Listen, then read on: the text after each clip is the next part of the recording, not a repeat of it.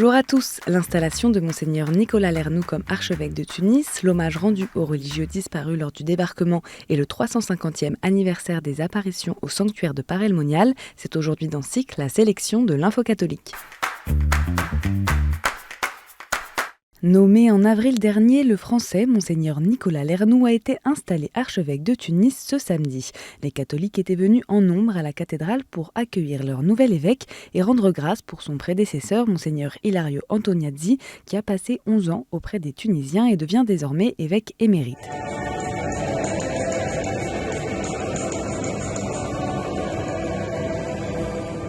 Le nouvel archevêque de Tunis connaît bien la Tunisie puisqu'il y a été ordonné prêtre en 2004 et qu'il y a exercé son ministère jusqu'en 2019, date à laquelle il a été nommé évêque de Constantine-et-Hippone en Algérie. Monseigneur Nicolas Lernoux est également vice-président de la conférence épiscopale de la région d'Afrique du Nord et très engagé dans les rencontres méditerranéennes. Le diocèse de Bayeux et Lisieux a conclu samedi la grande semaine de commémoration des 80 ans du débarquement par une messe pour la paix à la cathédrale de Bayeux en présence de 600 scouts de différents mouvements.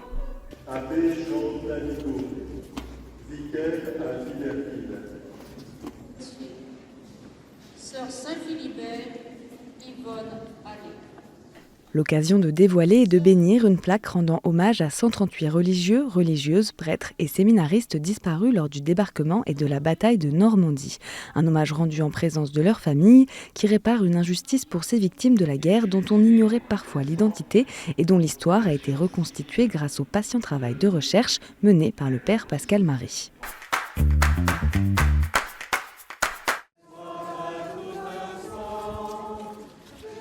Le sanctuaire de Paray-le-Monial a célébré du 6 au 9 juin la solennité du Sacré-Cœur de Jésus en plein jubilé des apparitions du Christ à Sainte-Marguerite-Marie à la Coque il y a 350 ans.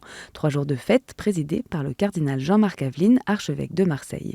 Dans son homélie dimanche, le cardinal a insisté sur la réalité de cet amour débordant du Christ. Et bien sûr que nous avons du mal à aller jusqu'au bout de la logique de l'incarnation. Et peut-être même nous serions prêts à rougir que Dieu puisse éprouver à notre égard quelque chose qui ressemble à une passion d'amour. Frères et sœurs, une passion d'amour. Voilà bien le geste de Dieu envers l'humanité. Le sanctuaire a également lancé une grande campagne de consécration au Sacré-Cœur de Jésus en proposant pendant un an un parcours pour redécouvrir le sens de cette dévotion. Samedi 8 juin, l'archevêque de Bamenda au Cameroun a adressé une lettre pastorale aux fidèles de son diocèse au sujet de la prétendue apparition de la Vierge Marie dans une maison de la paroisse de l'Immaculée Conception à Ngouam-Gam le 6 juin dernier. Dans cette lettre, Monseigneur Andrew Nkia précise que personne ne peut ni n'est autorisé à se prononcer avec certitude à l'heure actuelle sur l'apparition de la Sainte Vierge Marie dans la dite maison à Ngouam-Gam. Une déclaration qui intervient peu après la publication de nouvelles normes du Vatican concernant l'évaluation des apparitions et phénomènes surnaturels entrés en vigueur le 19 mai dernier. À la Flotte-en-Ré, dans le diocèse de La Rochelle, la statue de la Vierge a finalement été réinstallée après 4 années de bataille judiciaire. Initialement implantée sur un carrefour public, elle en avait été retirée en octobre dernier à la suite d'une décision du Conseil d'État au nom de la loi de 1905. Vendredi, elle a été réinstallée sur un terrain privé jouxtant son emplacement d'origine. Une niche ouverte sur le carrefour a été spécialement créée dans le muret du jardin.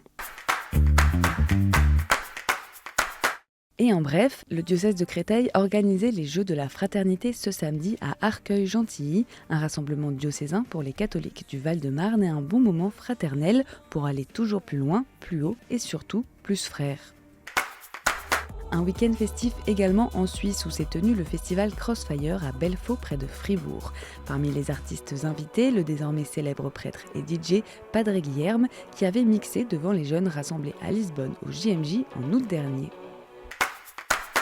Et l'évêque de Saint-Claude, Monseigneur Jean-Luc Garin, avait donné rendez-vous aux jeunes du Jura âgés de 13 à 35 ans à la cathédrale Saint-Claude avec le groupe de louanges Ressuscito ou bien encore à la projection de l'aftermovie de Lourdes Jeunes 2024 avant que l'ensemble des diocésains ne les rejoignent pour la fête patronale célébrée dimanche.